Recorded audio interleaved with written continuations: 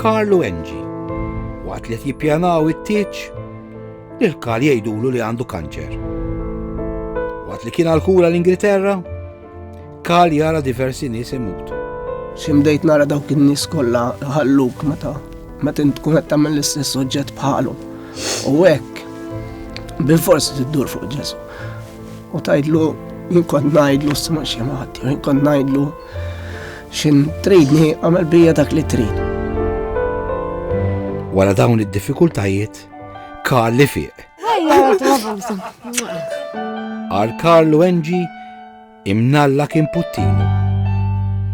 Lura Malta, Karl u Angie komplu feħallew u fit-8 ta' Diċembru jiżżewġu.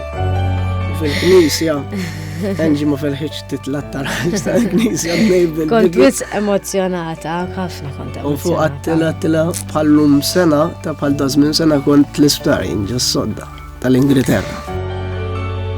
Fisem tal-Missier u tal-Ibn u tal-Ispirtu Santu. Nawgurawlhom intom ċaċċita.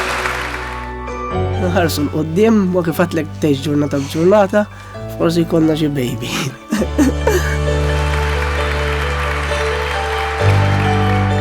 Illum, sena wara, Karl fieq, iżżewweġ u wissa u l-mara tiegħu Angie għandhom baby li semmewha Joy. Jisimha magħha hija kollox għalija.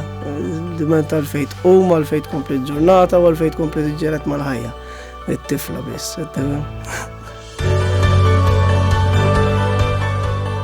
l-iktar bniedem ferħan fid-dinja li jien dak il-ħin. Bħalma int għejnt lil Karl biex ifiq, it-telefonata tiegħek se tkompli tgħin lil ħaddieħor ifiq ukoll. Grazzi.